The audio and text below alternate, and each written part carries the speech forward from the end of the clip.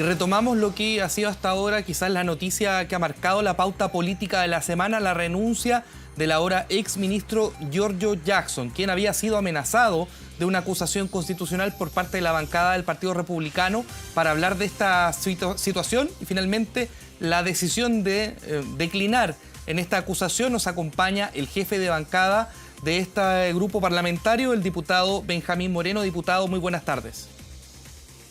Muy buenas tardes, Poirot. ¿Cómo está usted? Un gran saludo a todos quienes nos están mirando. Diputado, ustedes tenían todo listo para la acusación. Había un día fijado, había una hora, había una advertencia también. Finalmente esa advertencia pareciera ser que se cumplió desde el punto de vista de que el gobierno fue receptivo y con la presión, con el malestar que había en la oposición, pero también en una parte del oficialismo, el ministro Jackson termina dando un paso al costado. ¿Ustedes se sienten vencedores, victoriosos? ¿Se sienten finalmente, como decían algunos políticos, los que ponen la música con esta salida? En ningún caso, Poirot. Lo primero es que a mí me gustaría precisar es que si nosotros tomamos la decisión de ir adelante con esta acusación, lo hicimos después de más de un mes de estudio de antecedentes, donde nosotros llegamos a la convicción de que estaban los antecedentes jurídicos para seguir adelante. La herramienta de la acusación es una herramienta de fiscalización y nuestro objetivo no es un objetivo político, como muchos creen. Nosotros queríamos que el gobierno funcione de una mejor manera para que el Ministerio de Desarrollo Social, la SECPRES, los distintos ministerios hagan bien su pega. Si los ministerios hacen bien su pega, a los chilenos les va a ir mejor. Si el gobierno se da cuenta que tiene que reimpulsar el crecimiento, atender las urgencias sociales, quienes van a estar en una mejor posición van a ser los chilenos, no nosotros. Entonces, en esa línea, nosotros creíamos que esto ya no daba para más y que se configuraba la responsabilidad jurídica, además de la política, que esa ya estaba más o menos clara, para seguir adelante con esto. Yo creo que el sentirse victorioso o derrotado no corresponde, ni a nosotros, ni los del frente, ni mucho menos. Si acá no hay nada que celebrar. Algunos decían, bueno, es que bueno, hay que celebrar que se fue, no se fue. No, si no hay nada que celebrar. El país está mal, hay más inseguridad, tenemos problemas sociales muy profundos, tenemos problemas de crecimiento. Yo vengo ahora llegando al terreno y los problemas hídricos por las lluvias que pasaron hace 2 meses siguen siendo gigantes para toda la agricultura en la región del Maule y la región de O'Higgins, de Ñuble. Tenemos los mismos problemas de los incendios de personas que perdieron viviendas hace algunos meses atrás en la zona de la Araucanía y el Biobío. Tenemos la macrozona sur con problemas, tenemos la macrozona norte con una inmigración descontrolada. Entonces, nosotros lo que queremos es que el gobierno se dé cuenta que tiene que poner por delante las urgencias de las personas y del país. Y en esa línea, una vez que el ministro renuncia, nosotros nos juntamos, conversamos y dijimos, bueno, nuestro objetivo no es un objetivo político, nuestro objetivo es un objetivo, digámoslo, más social. Queremos que el Ministerio de Desarrollo Social funcione de mejor manera, que puedan llegar al fondo y ejercer las responsabilidades en el mecanismo de los convenios. Por lo tanto, dijimos, vamos a dejar el espacio para que el gobierno haga sus cambios y vamos a perseguir administrativa y penalmente las aristas que están en la Contraloría y en la Fiscalía en cuanto al ministro Jackson. Por lo tanto, decidimos retirar la acusación, dado que el gobierno se dio cuenta que tiene que hacer este cambio. Y esperamos que no sea solamente un ministro.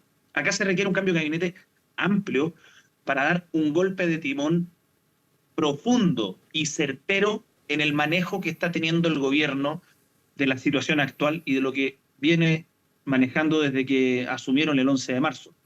Diputado, a propósito de esto último que usted plantea, ¿usted considera que la permanencia del ministro Montes, que podría decirse el ministerio más complicado, el que tiene quizás mayor situación de puntos o flancos abiertos en relación al caso convenios, ¿se sostiene que él siga a cargo de esa cartera o usted también estaría por exigir, así como exigieron la salida de Jackson, exigir en este caso que el ministro Montes dé un paso al costado? A ver, una separación. Nosotros anunciamos el 4 de julio que íbamos a estudiar la acusación al ministro Jackson y al ministro Montes. ¿Ya? Nos decantamos por la del ministro Jackson porque consideramos que ahí se cerraba el círculo de los argumentos jurídicos, cosa que todavía no vemos lo suficientemente claro en cuanto a la responsabilidad jurídica directa del ministro Montes. Eso no quita que él tenga la responsabilidad política. Nosotros sí creemos que el ministro Montes debe dar un paso al costado. Políticamente lo hemos exigido, pero nosotros también creemos que acá tiene que ser algo mucho más amplio. Es lógico que uno de los ministros que está en el medio de la palestra, en el medio de esta crisis de corrupción, de robo, de sinvergüenzura, en este mecanismo, tiene que dar un paso al costado. A mí me llama la atención cuando personeros de gobierno señalan el buen manejo que ha tenido Carlos Montes frente a la crisis de corrupción. Y yo digo, pero por favor, si se dio cuenta que le estaban robando el ministerio completo cuando le fueron a robar la silla en la que él estaba sentado. O sea, le tuvieron que ir a robar debajo de sus narices para que se fuera a dar cuenta que le estaban robando medio ministerio. Entonces, yo creo que acá tienen que dar una señal clara. Si quieren de verdad ponerse a investigar, tienen que sacar primero a los ministros a los cuales les robaron enfrente de sus narices. Y además, retomar el rumbo de las urgencias de los chilenos y no solamente politiquería que le interesa a unos pocos. Diputado, para ser claro, usted lo que está sosteniendo es que no se podría mantener al ministro Montes, que él debería salir. Entonces le pregunto yo, ¿él y quién más? Bajo esta hipótesis de que para poder despejar el tema convenios tienen que salir todos los ministros o las autoridades, en este caso, con ministerios involucrados. Mire, yo creo que por lo pronto tiene que salir el ministro Montes, ya salió el ministro Jackson, y probablemente haya que hacer una evaluación general de qué ministerios están funcionando mejor y cuál es peor. Pero ella pasa a ser una evaluación política, de resultados, administrativa, que tiene que hacer el mismo presidente. Nosotros esperamos que los cambios que hagan sean por personas competentes y por personas que vayan a trabajar de una buena manera. Entonces, en ese sentido, nosotros solamente podemos referirnos a dos personas de las cuales hemos pedido la salida, que era el ministro Jackson, que ya salió, y el ministro Montes. El resto, creemos que hay que evaluar caso a caso, y si usted me pregunta en este minuto, no me los recuerdo a todos, pero si usted hace un repaso general de todos los ministerios, rápidamente usted va a encontrar dónde puede tener mayores problemas. Por lo pronto, en el Ministerio de Educación, que ahí también tenemos una deuda pendiente muy grande y donde el ministro no ha sido capaz de resolver estos problemas. Diputado, y sobre el ministro Montes, ¿en qué pie está la evaluación de esa acusación constitucional? Porque usted lo decía, hay un componente político, pero también un componente jurídico. Acá hay al menos dos causales, o al menos una de las dos, que deberían cumplirse. Por ejemplo, haber comprometido el honor de la nación, o en este caso haber infringido la Constitución y las leyes, o haberlas dejado sin efecto. Yo sé que es un estudio, es algo que está ocurriendo, pero ¿estarían próximos de llegar a esa convicción de que se estaría faltando a la Constitución en el caso del ministro Montes? Mire, si yo le dijera que estamos cerca o lejos, o le pusiera una fecha límite quizás, estaría siendo poco responsable con el mismo estudio y la misma seriedad que nosotros le pedimos a los encargados jurídicos de nuestra bancada, a los abogados. ¿Por qué? Porque son los hechos lo que le tienen que terminar diciendo a usted si es que corresponde o no la acusación. Y en este caso es la responsabilidad jurídica la que nosotros nos tomamos muy en serio. Porque todos sabemos que las acusaciones tienen, digamos, dos patitas, la parte jurídica, la parte política. Pero la causal de acusación constitucional es siempre y en todo lugar la infracción jurídica. Entonces, pero ese estudio nosotros sigue tenemos en que seguir consecuencia. recopilando los antecedentes. No podemos decirle si es que estamos cerca o lejos, nosotros tenemos que seguir recopilando antecedentes. Si el día de mañana, que puede ocurrir el lunes, el miércoles de la próxima semana, o incluso mañana, sale un antecedente que no conocíamos y donde nos configura una responsabilidad jurídica del ministro Montes, claramente que vamos a estar ahí para hacer valer las responsabilidades que le corresponden. Entonces, la investigación de esta acusación, la formulación sigue abierta. Es algo que no se ha descartado. Sí, por supuesto. Por supuesto, es una de las herramientas de fiscalización. Así como nosotros seguimos enviando oficios, donde nuestra bancada ha enviado más de 14.000 oficios de fiscalización, donde seguimos haciendo requerimientos en la Contraloría, tenemos abiertas las posibilidades de alguna eventual interpelación para entrar más en profundidad, se siguen citando los ministros a las comisiones. O sea, el rol fiscalizador de la bancada republicana sigue a todo vapor, sigue todos los días con mucho profesionalismo y no vamos a descansar hasta que se esclarezcan las últimas consecuencias del caso de los convenios, del caso de los robos de plata, de los gobiernos regionales. Si usted ve, hay muchos diputados republicanos activos en querellas. Tenemos una querella activa en contra de, por el tema de la Municipalidad de Santiago en Sierra Bella. Tenemos otra querella donde el ministro Jackson va a ser declarado, o sea, va a ser citado a declarar como imputado en el caso de Democracia Viva. Entonces nosotros estamos viendo cómo usamos todas las herramientas de fiscalización para poder llegar al fondo del asunto, y en Diputado, eso no nos vamos a detener. yo quiero volver a un punto también. Al comienzo de esta entrevista yo le preguntaba si ustedes estaban poniendo la música, y tiene relación con una entrevista que también nos entregó el senador Iván Moreira de la UDI, quien señaló que Chile Vamos no podía seguir bailando al ritmo de los republicanos. Al mismo tiempo, le complemento algunas palabras del senador Fidel Espinosa. Calificó esta acusación o este intento de acusación como algo amateur que finalmente iba a terminar dándole oxígeno al ministro Jackson. ¿A usted qué le parecen estas dos críticas que vienen de un sector, en este caso la UDI, pero también desde desde el oficialismo? Mire, lo que pueda decir el senador Moreira o no, la verdad que a nosotros nos tiene sin cuidado. Nosotros trabajamos para tratar de hacer lo que creemos correcto, en el minuto en que creemos correcto, no por una pelea de quién está más acá o más allá en el sector.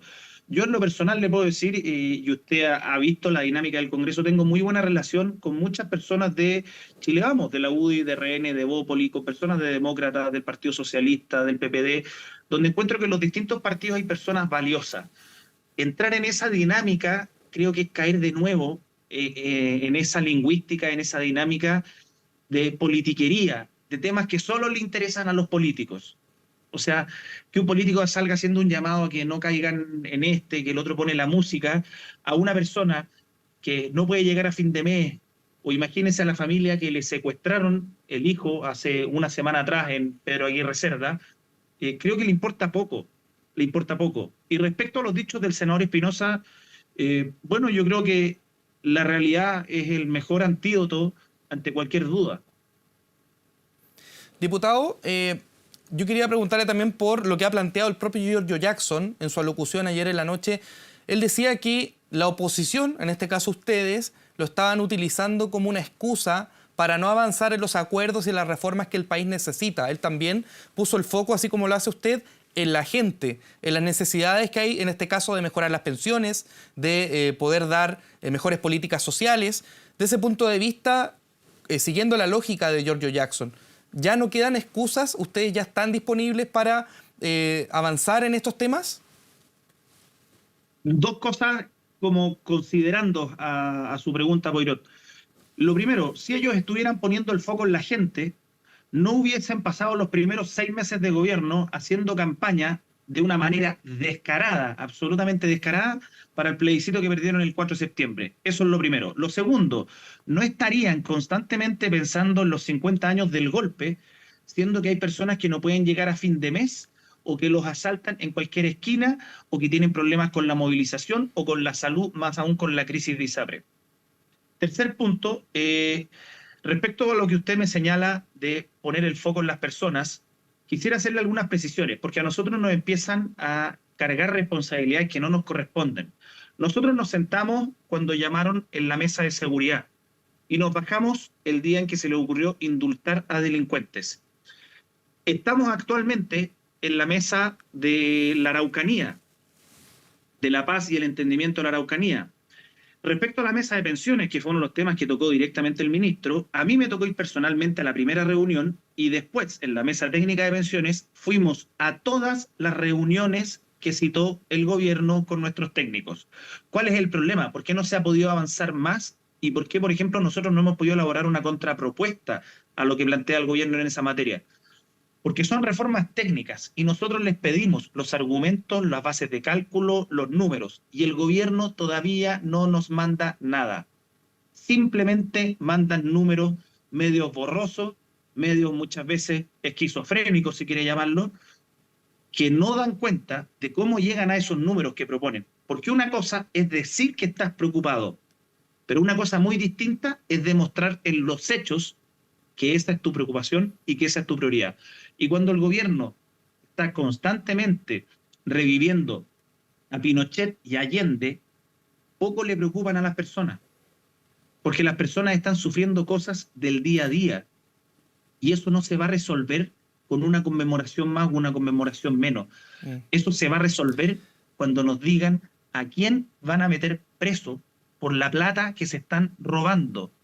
¿Quiénes son los que van a caer? ¿Cuántas querellas va a patrocinar el gobierno respecto al tema de los convenios? Porque aquí seguir jugando a que digo que me interesa, pero en los hechos demuestro otra cosa, creo que las personas ¿Diputado? ya no se lo traen.